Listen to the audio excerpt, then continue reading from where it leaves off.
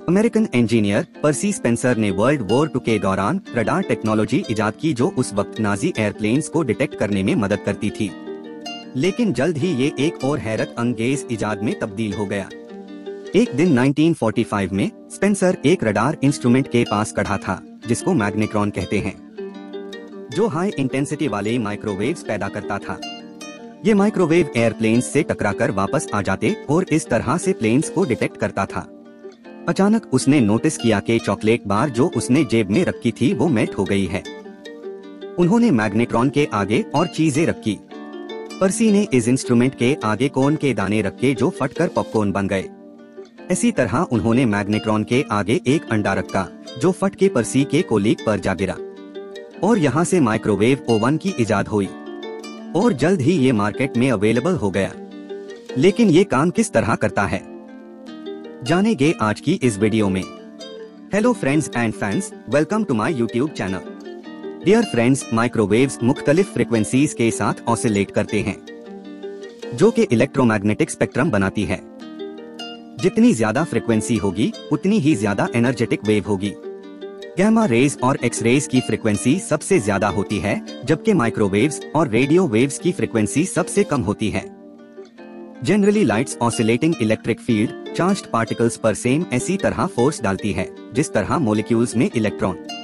जब ये रोशनी polar molecules जैसे कि पानी पर पड़ती है तो ये इस मॉलिक्यूल्स के पॉजिटिव और नेगेटिव रीजन्स को डिफरेंट डायरेक्शंस में पुल और पुश करती है, जिसकी वजह से ये मॉलिक्यूल्स रोटेट होते हैं। लाइट की फ्रिक्वेंसी से ये पता चलता है कि वो डिफरेंट मटेरियल्स के साथ किस तरह से रिएक्ट करता है। माइक्रोवेव्स पानी के मॉलिक्यूल्स के साथ स्ट्रॉन्ग इंटरैक्शन रखता है और पानी तकरीबन हर फूड आइटम में पाया जाता है और इस तरह पुश और पुल की वजह से मॉलिक्यूल्स आपस में टकराते हैं और फ्रिक्शनल हीट पैदा हो जाती है। हाउस होल्ड माइक्रोवेव में कैविटी मैग्नेट्रॉन फिट होता है। जब आप माइक्रोवेव ओवन को ऑन करते हैं तो मैग्नेट्रॉन के अंदर से गर्म इलेक्ट्रॉन्स निकलते हैं। ओवन के अंदर एक मैग्नेट लगा होता है जो इन गर्म इलेक्ट्रॉन्स को बाहर की तरफ स्पाइरली पुश करता है। जब ये इलेक्ट्रॉन मैग्नेट्रॉन के मेटालिक कैविटीज से गुजरते हैं तो ये इलेक्ट्रॉन सेम ऐसी पैटर्न का एक ऑसिलेटिंग चार्ज पैदा करता है और इस तरह से इलेक्ट्रोमैग्नेटिक माइक्रोवेव्स की एक कंटिन्यूअस स्ट्रीम पैदा हो जाती है। ओवन के अंदर एक मेटल पाइप होता है जो कि इन माइक्रोवेव्स को फूड कंपार्टमेंट तक पहुंचाता है, जहां वो ओवन के मेटालिक दीवारों से बाउंस होकर कुछ सेंटीमीटर्स तक फूड के अंदर पेनिट्रेट करता है। जब ये माइक्रोवेव्स पोलर मॉलिक्यूल्स जैसा कि पानी पर पड़ती है तो ये उनको हाई फ्रिक्वेंसी पर वाइब्रेट करती है। इस वाइब्रेशन की वजह से फ्रिक्शन पैदा होता है और फ्रिक्शन की वजह से खाना गर्म हो जाता है। माइक्रोवेव्स में हर किस्म की चीज सेम गर्म नहीं होती। इसकी वजह यह है कि कुछ चीजें माइक्रोवेव्स को सही से एब्जॉर्ब करती है और कुछ चीजें सही से एब्जॉर्ब नहीं करती।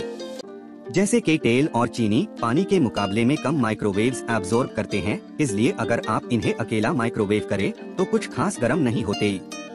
लेकिन मार्शमेलो चीनी से बना होता है, फिर ये कैसे गर्म हो जाता है? इसकी वजह यह है कि जब माइक्रोवेव्स को मार्शमेलो से गुजारे तो वो उसके जेलेटिन शुगर मैट्रिक्स में मौजूद मॉइस्चर को गर्म करते हैं, जिससे मार्शमेलो में मौजूद गर्म हवा फैल जाती है और मार्शमेलो फूल जाता है। मार्शमेलो की तरह बटर भी माइक्रोवेव्स करने से गर्म हो जाता है। इसकी वजह यह है कि बटर असल में फैट्स और पानी से बना होता है। जब इसको माइक्रोवेव किया जाता है तो पानी वेपोर बनकर उड़ जाता है और बटर गर्म होकर मेल्ट हो जाता है। इन शॉर्ट्स माइक्रोवेव्स खाने के मॉलिक्यूल्स को मैकेनिकली फ्रिक्शन के जरिए गर्म करता है, लेकिन केमिकली खाने में कोई चेंज नहीं आता। जैसे कि अगर सूप को माइक्रोवेव किया जाए या फिर स्टोव पर गर्म किया जाए तो सूप में कोई चेंज नहीं आएगा, सिर्फ और सिर्फ गर्म हो जाएगा। माइक्रोवेव रेडिएशन का लफ्ज बहुत भारी लगता है, लेकिन फिजिक्स में रेडिएशन किसी गैप के थ्रू एनर्जी ट्रांसफर करने को बयान करता है। हाई फ्रिक्वेंसी रेडिएशन नुकसानदेह साबित हो सकती है क्योंकि ये डीएनए में मौजूद मॉलिक्यूल्स को भी आयोनाइज करके चेंजेस कर सकते हैं। लेकिन माइक्रोवेव्स में इतनी ताकत नहीं होती कि ये केमिकली कोई चेंजेस कर सके। इसके अलावा माइक्रोवेव कम्प्लीटली सील होता है, जिससे कोई लीकेज नहीं होती, जिसकी वजह से न सिर्फ सेफ्टी बल्कि एफिशिएंसी भी बढ़ जाती है। फिर भी एक्सपोजर को पूरी तरह से रोकने के लिए एक्सपर्ट ये सलाह देते हैं कि जब माइक्रोवेव ऑन करे तो माइक्रोवेव से थोड़ा फासला जरूर रखे।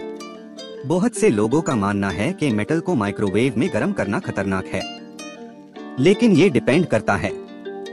मेटल्स गुड कंडक्टर होते हैं, यानी कि उनके इलेक्ट्रॉन्स अपने एटॉम्स से लूसली बॉन्ड होते ही हैं। और जब ये इलेक्ट्रॉन किसी इलेक्ट्रिक फील्ड में आते हैं तो फ्रीली घूमने लगते हैं और गर्म होने के बजाय ये इलेक्ट्रॉन सरफेस पर जमा हो जाते हैं, जिसकी वजह से पोटेंशियल डिफरेंस पैदा हो जाता है और इस तरह से कॉर्नर्स और शार्प एजेस पर हाई वोल्टेज पैदा हो जाता है।